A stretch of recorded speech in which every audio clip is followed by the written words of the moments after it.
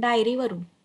राजनांद गावास असता वामनदाजी यांची व टिळकांची पुष्कळ मैत्री जमली. टिळक त्यांच्याकडे रायपुरास पुष्कळ वेळेत जात. रायपुरास एकदा कमिशनराचा दरबार भरला होता. त्यात रांजणगावच्या राजेसाहेबांबरोबर टिळक गेले होते. ओकांच्या घरची मुले राजनांद गावास आमच्याकडे 1-2 वेळेस आली होती. या मुलांबद्दल टिळकांनी असे लिहून ठेवले आहे. सोमवार 29/1/94 रायपूर वामनदाजी ओक यांच्या वडील मुलाचे नाव गणपती. वय सुमारे 16. धाकटा गोपाळ. वय 12-13. मुलगी बयो. वय 20. काशी 6-7. पुतण्या शिवराम. वय 22-23. पुतण्या दामू. वय 16. गणपती मनाचा उदार, प्रेमळ व एकंदरीत उदात्त प्रवृत्ती आहे. गोपाळ मंद, गरीब दिसतो. शिवराम आपले काम बरे व आपण बरे अशातला, पण दूरदर्शी दिसतो. दामू मामनरावांची प्रतिमा होणार. यात गणू व दामू चांगली बुद्धिमान आहेत. बयो गरीब, सुशील, मायाळू, मर्यादाशील दिसते. काशी तशीच होईल, पण रागीट होईल. ही सर्व बालगोपाल मंडळी पुढे जगात पुढे आली का मागे राहिली हे नक्की माहीत नव्हते. परंतु नागपुरात साहित्य संमेलनाच्या वेळी गोपाळराव ओक, सो काशीताई भट व दामोदरपंत ओक ही मंडळी भेटली.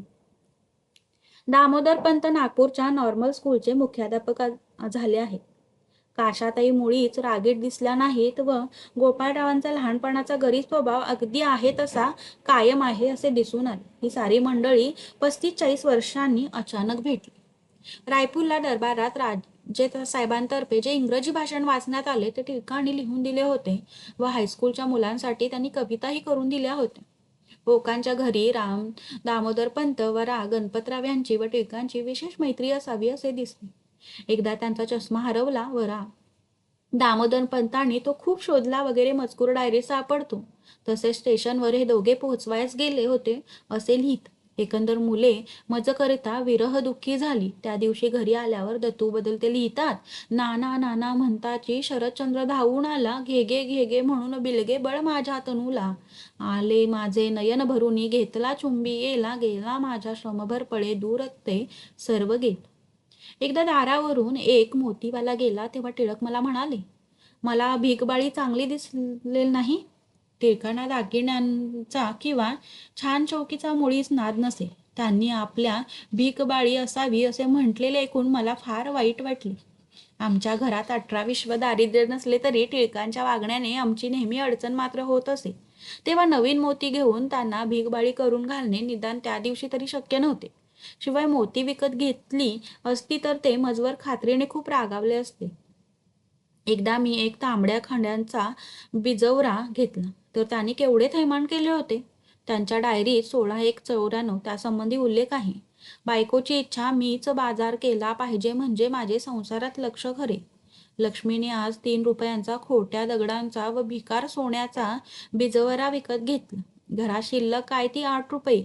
इतक्यावर महिना काढावयाचा.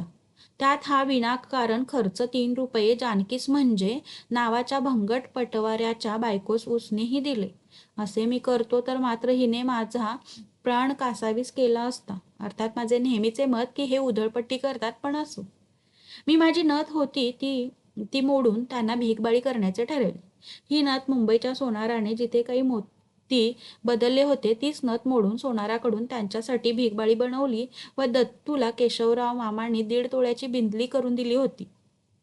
ती मोडून त्या सोन्याची अंगठी करून त्यांच्या हातात घातली. याबद्दल टिळकांच्या डायरीत असा उल्लेख आहे. 14/2/94 आज सकाळी एक हृदयद्रावक गोष्ट घडली ती अशी. मोती घ्या मोती बहु उत्तम खरास माल घ्या कोणी, वदत असे चालला प्रभाती आमच्या दारावरून. गृहकर्मा विसरल्या बायका ऐकून त्या वचनाला ठेवून शिशूला द्वारी आल्या किती धावूनी बाला.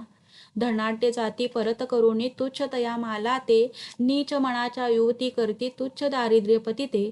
संसारी ज्या नुकत्या शिरल्या त्या नाथावर दुस्ती, बरेच लगडे पाहू मोते तो वदला मृदू हस्ती. पतीशी करुणी विश्वासाच्या घात झाल्या साधना वदती, ये तू बाहेर जाता नात सोडून सदना. प्रियामदी या संसारी बहुदक्ष काचमणी घेई, माझी वृत्ती पूर्ण जाणून धांदावली ती नाही. मीच परी बोललो मला घे भीकबाळीला मोते, कधी न म्हणारावयाचे माझे वचने तिला लागेते. मायाळू मम त्या वचा परसुनी चित्ती सखी खोचली, माझ्या वाचून कोण ह्यास म्हणून भारी श्रमी जाहली. होती एक जुनी घरात नतजी, प्राणाहुनी आवडे, मोडी तीच खरोखरीच ममता हे मतकरे ना घडे. भीक बाळी स्वयं गुंफी आनंदे बैसुणी, निज हस्ते कर्ण माझ्या भूषविते कामिनी. मज पुढती दर्पणाला धरती की प्रेमाला, संसारी सौख्य साचे अजी लाधे हे मन. टिळकांकडून मला 20 रुपये घ्यावयाचे होते. घरात नेहमी अडचण असे तरी ह्या 20 रुपयातले 5 रुपये घरात खर्चाला ठेवून बाकीच्या पैशांचा काही दागिना करावा असे मला वाटे. टिळक म्हणत, दागिन्यांचा सोज तुला फार. यावर आमचे भांडण झाले. ती झाल्यानंतर ही कविता तयार झाली. आता येतील नाथ 20 रुपये माझे तुम्हापासूनी, दत्तूला लघु दागिना घडविणे ही हौस माझ्या मनी. ठेवून गृही 5 मात्र रुपये आणीन चांदी नवी, तोळे होतील 25 मग मी हौस हो पुरवी. सोन्याची नवमुद्रिका घडवून घालीन किंवा करी, नाथा मी तुमच्या बघेन मजते हो धन्यता अंतरी.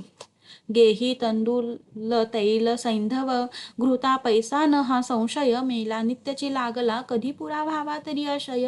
होईल निर्वाह कसा तरी तो, घेणे करी काय जीवास घेतो, पैसा नसे या वास्तव काय झाले, आयुष्य का आजवरी न गेले.